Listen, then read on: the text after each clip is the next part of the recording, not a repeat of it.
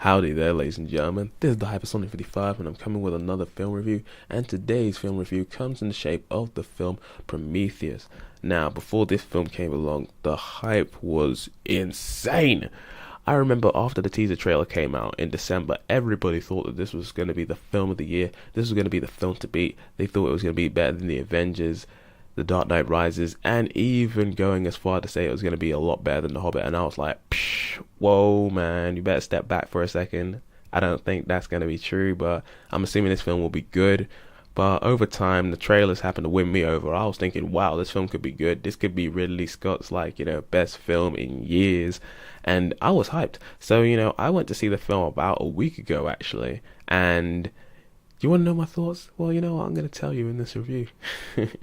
So the story of this film happens to go a little something like this. A team of scientists on the ship Prometheus discover a clue to the origins of the human race, which happens to lead them to a planet in the depths of the universe. There they happen to get out and start exploring the planet, but when they do, they happen to discover a terrifying threat that could actually take out the entire human race, and from there, all forms of chaos ensue. So that is the story of Prometheus without going into the area of spoilers. So the story of Prometheus is not bad. It's a pretty good science fiction film, but the problem is it's not like we haven't seen anything like this before, and the film does become fairly predictable fairly quickly. So then the interest in the film starts to wane when a lot of people start doing a lot of stupid things. But other than that, the plot is good for what it's worth. It's just not overly amazing like it should be. Now when it comes to the cast of Prometheus, I'm going to tell you right now, there's only 3 people that you'll care about over the course of the movie, or will remember by the time the movie's over. And that is Michael Fassbender's character, David, Noomi Rapace's character, Elizabeth Shaw, and Idris Elba's character, Janek. Everybody else, forget them. They're irrelevant, to be honest. Now, the best person in this film has to be Michael Fassbender as David. He happens to be an android who was built to be indistinguishable from humans, and he is just incredible. He's so cool, cold, and calculated, and the thing is, since he's an android, you can't necessarily tell what he's thinking, and the way he happens to grow as a character over the course of the movie and the stuff that he happens to do is just wow, he is just incredible. You can't tell if he's a good guy or a bad guy. It's just like wow, it's just whoa.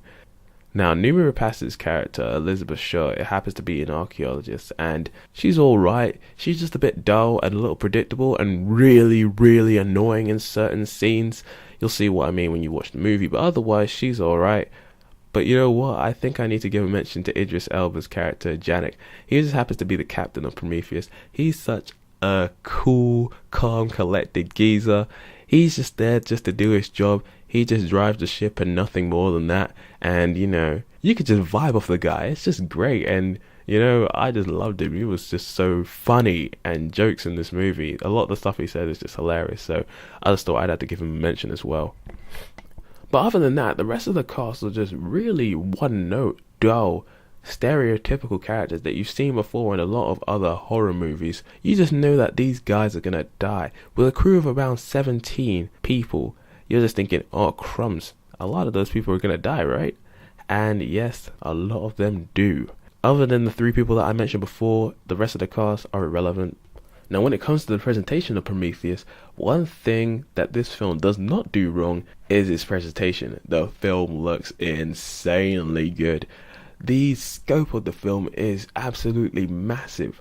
The look of the film happens to create this really open, cold, dark atmosphere that just is fab. You can tell that once they land on that planet that it's a completely different entity from the world of Earth. It's just so desolate and broken, and a lot of the stuff that just happens has to be done in a really good way, from the props that are used to the great use of CGI. It's just a fabulous film to look at. I have no complaints in that department.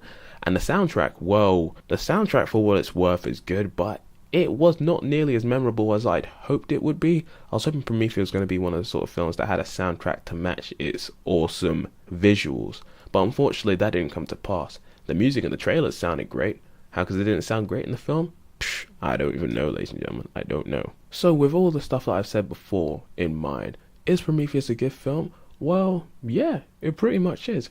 It's a good movie, but thinking about it, it's just not the movie that I think a lot of people were expecting. Now, obviously, before the film came out, there was a lot of talk about whether this film was an actual Alien prequel or not, and Ridley Scott has said time and again that it would be a film that would take place in the same universe as Alien but would not be a direct prequel. While it does have a lot of connections lurking around in there, I think it's literally in the eyes of the beholder, really.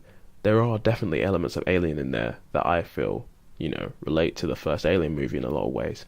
So while the film is not a direct prequel, which I think is the main reason why a lot of people are just saying that the film isn't that good, it works with its own merits, really. Now, when I left the film, I enjoyed it, but when my sister asked me, did you like the movie? It did take me a few seconds to actually answer her. I was sort of just in two minds. Did I like the movie? Did I not like the movie? I did like the movie, but it's definitely not going to be a film that will replace The Avengers as my favourite film of 2012. But again, it's a good summer movie, go out and watch it. And I'd probably give the film around a 7 out of 10. So yeah, this has been the Hypersonic 55. Hopefully you enjoyed that review and look forward to the next one when it shows up. So until the next time, this is the Hypersonic 55 signing out, yo.